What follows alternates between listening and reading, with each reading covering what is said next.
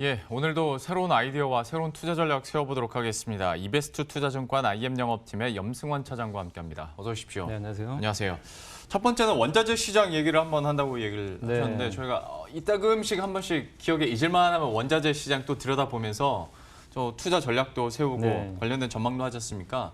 좀 이번에는 그러면 어떤 얘기 구체적으로 해볼까요? 사실 이제 요거는 이제 LM리라고 많이 들어보실지 모르겠는데 런던 이제 메탈 거래소에서 매년 이제 그 LM리 위기라고 이제 원자재랑 관련된 이제 전문가들이 다 모여서 컨퍼런스를 하는데 저희 이제 당사 이제 애널리스트께서 직접 갔다 오셨어요. 사실 거기 관련해서 저도 의견도 한번 물어봤고 했는데 거기서 이제 나왔던 얘기는 뭐냐면은 우리가 기대한 것보다 이쪽 이제 그 주로 이제 비철금속 쪽이잖아요. 이제 그런 뭐 구리나 알루미늄 이런 쪽인데 이쪽에 이제 대부분 산업재에 많이 쓰이는데 우리가 이제 대부분 내년에 그래도 좀 뭔가 돈도 풀고 그래서 좀 경기 좋아지는 거 아니냐고 기대감들이 좀 높은 상태고 요즘에 기사들도 나오는데 LM리 위크에 참여했던 이제 실제 전문가들은 내년도 경기도 뭐 글쎄 그러니까 한마디로 의문부호 그러니까 그런 의견들이 되게 많았다고 하더라고요. 그러니까 한마디로 내년도도 모르겠다.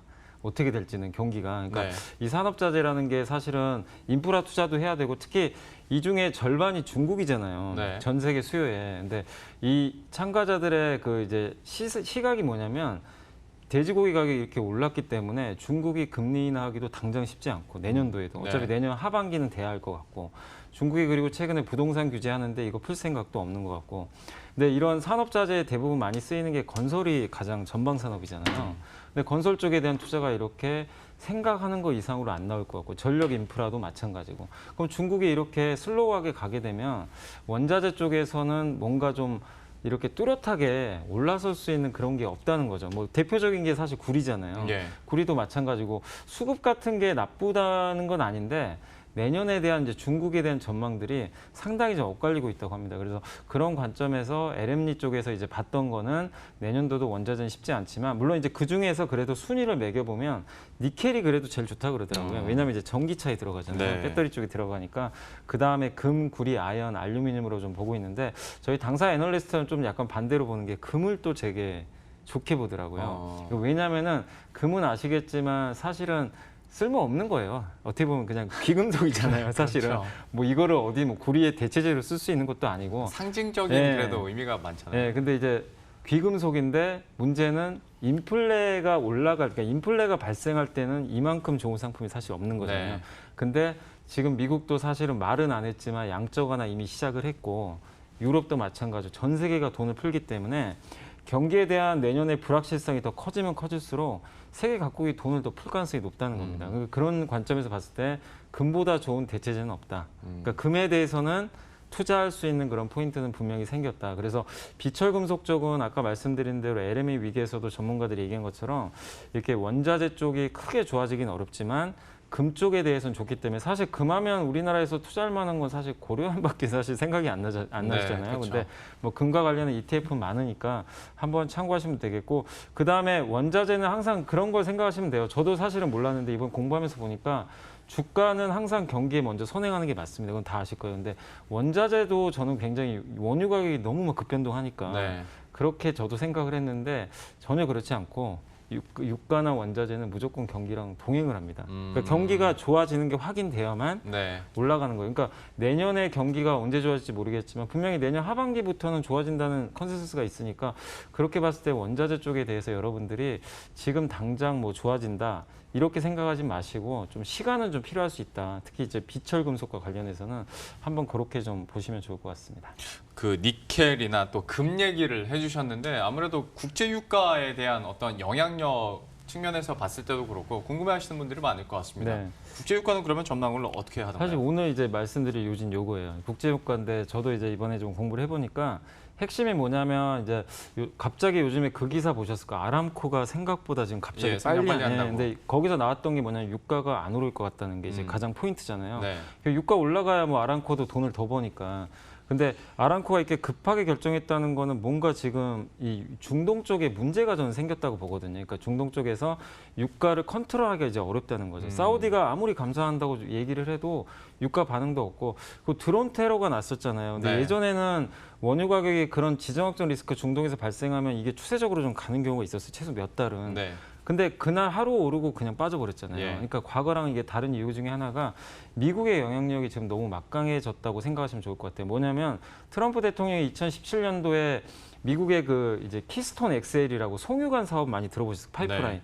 그게 이제 캐나다에서 남부의 네브라스카까지 연결하는 사업인데 그게 2021년까지 연결이 되는데 지금 한참 하고 있어요. 근데 이미 연결된 데도 있는데 그게 되면 셰일 오일 업체들 같은 게 미국의 셰일 가스나 오일 엄청 생산하잖아요. 이 기업들 같은 경우는 철도로 운송을 하거나 이러면은 트럭에 실어서 하면 운송비가 어마어마하다고 합니다. 근데 파이프라인 깔아서 항구에 연결해버리면 운송비가 거의 안 들어가요. 근데 이게 이제 거의 다 완료가 돼가는 시점이 몇 년 안 남았습니다. 네. 이제 이런 것들이 근데 아시겠지만 미국에는 셰일 오일이 어마어마하잖아요. 예. 막대한 양이고 두 번째가 뭐냐면은 그 항구 보면 미국의 이제 이런 이제 정유 시설이나 이런 데 이제 남쪽 텍사스 밑에 보면 거기에 항구 저반 시설들이 많은데 네. 미국 항구 시설의 특징이 뭐냐면요. 수심이 되게 얕대요. 그러니까 무슨 얘기냐면 우리나라의 VLCC라고 베리라지 이제 그 원유 그 운반선이죠. 초대형 운반선이 미국에 가서는 원유를 받아올 수가 없는 거예요. 이게 네. 저반이 안 돼요. 저반 자체가 불가능합니다. 근데 작년에 그 미국에 이제 VLCC가 배가 들어갈 수 있는 그 저반 시설 하나가 완공이 됐다고 합니다. 근데 실제로 그게 완공이 돼서 무슨 일이 발생했냐면 한국으로 원유 수출이 엄청나게 늘어났대요. 실제 데이터로. 그러니까 그게 이제 대부분 한국으로 간 거죠. 왜냐하면 아직까지는 중국하고 좀 그런 관계다 보니까. 예. 근데 VLCC 이런 저반 시설을 앞으로 계속 지금 확충을 하고 있대요. 지금도 만들고 있고 이런 것들이 이제 남부에 다 깔려버리면 결국에 미국 입장에서 파이프라인 연결해서 초대형 유조선 통해서 그냥 아시아에 다 수출해버리면 되는 거거든요. 그러면은 뭐 어떻게 보면 이제 유가 쪽에서는 아시아에 대한 아시안 수요가 워낙 많으니까 그런 면에서 지금 미국의 입장에서는 수출이 늘어나면 늘어날수록 이게 수출이 늘어난다는 건 공급이 늘어난다는 얘기랑 똑같으니까 원유 가격이 올라가기가 그러니까 오펙이 원하는 건 원유 가격 상승인데 네. 미국 입장에서는 쉽지가 않은 거예요. 미국이 예. 이런 강력한 그 견제력을 갖고 있고 마지막으로 IMO 2020 많이들 말씀하시잖아요. 네. IMO 2020의 그게 핵심이 뭡니까? 중진류 말고 경진류, 황이 적은 네. 원유를 쓰라는 얘기잖아요. 근데 중동산 두바이유는 중진류이기 때문에 황이 많이 들어가 있어서 근데 어쨌든 우리 아시아는 대부분 거기서 수입하잖아요. 근데 IMO 2020을 하게 되면 경진류 써야 돼요. 근데 경진류는 다 미국은 원유 생산의 90%가 경진류거든요. 네.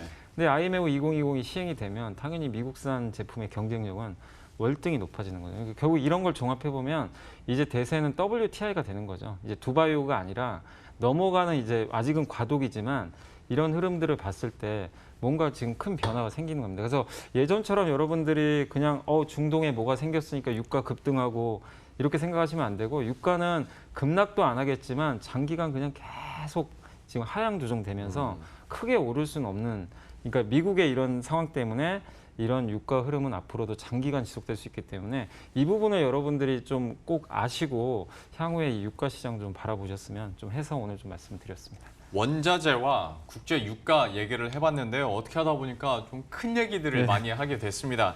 사실 원자재도 또 환율 못지않게 확 와닿지는 않는 개념이긴 하거든요. 그러면 조금 더 확 와닿게 얘기를 해보도록 하죠.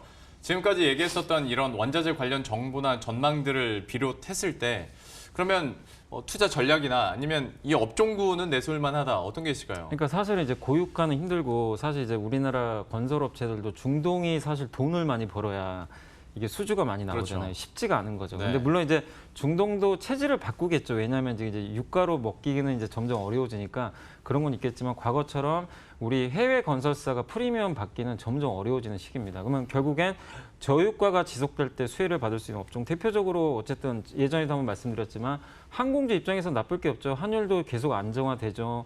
유가는 장기간 계속 하락할 가능성이 높기 때문에 항공주들 당연히 좋을 거고 전력회사 좋을 수밖에 없죠. 요즘에 한국전력 좀 갑자기 꿈틀꿈틀 되잖아요. 물론 이 이슈는 아니지만 대부분의 애널리스트들이 뭐라고 얘기를 하냐면 내년도에는 어쨌든 유가라든가 이런 원자재 비용이 확 줄어서 이익이 개선될 수 있다. 사실 유가 하락과 좀 맞물려 있는 게 또 한국전력입니다. 그래서 이런 관점에서 좋을 수밖에 없고 그다음에 조선주는 많은 분들이 유가 올라가야 좋다라고 다들 인식을 하잖아요. 저도 마찬가지고. 근데 유가가 급락만 안 하면 괜찮아요. 급락하지 않고 아까 말씀드린 대로 항구의 저반 시설이 미국에 확충이 되면 우리나라에 이제 발주를 한단 말이에요. 그 VLCC 대규모 초대형 원유 그 운반선을 미국이 이제 발주를 시작해요. LNG는 이미 발주를 하고 있잖아요. 그러면은 이제 원유도 수출해야 되니까 미국 입장에서는 한국 조선사한테 VLCC를 또 앞으로 대규모 발주할 수밖에 없는 상황이죠. 예. 그렇게 되면 한국 조선사 입장에서 이게 뭐 또 새로운 수요차가 생겨버리잖아요. 예. 그래서 되게 좋을 수가 있어요. 그래서 조선회사도 여러분들이 좀 그런 게 언제 될지는 좀 봐야 되겠지만 관심 있게 보시고, 마지막으로 비철금속 이런 구리나 이런 가격들이 안정이 되면 전선업체 좋잖아요. 네. LS 같은 그렇죠. 것도 요즘에 네. 주가도 괜찮은데 이런 쪽에 한번 포인트 잡고, 그러니까 큰 그림을 그려보신 다음에 이것도 한번 생각해 보시면 좀 도움이 되실 것 같습니다. 좀 장기 투자하시는 분들이나 큰 그림에서 이렇게 좀 접근하시는 분들은 이런 업종군들이나 종목군들이 충분히 매력적으로 다가올 수 있을 것 같습니다. 원자재 이렇게 얘기를 해봤고요. 다음은 또 다른 헬스케어 관련해서 또 이 중에서도 뭐 요즘 들어서 좋은 뉴스는 많이 못 본 것 같은데, 뭐 보톡스나 임플란트 네. 같은 경우에 좀 안 좋은 뉴스 쪽으로 뭐 속이거나 오염됐거나 뭐 네. 이런 얘기들을 많이 들었거든요. 네. 그런데 과연 여기서 어떻게 헬스케어들을 잡을 수 있을까? 그러니까 우리가 지금 말하고 있는 변동성 큰 그런 제약바이오주들 말고 어떤 게 있다고 보십니까? 네, 뭐 그냥 간단히만 말씀드리면 이제 최근에 너무 막 헬스케어도 신약 개발 업체 제외하고 네, 그쪽은 네.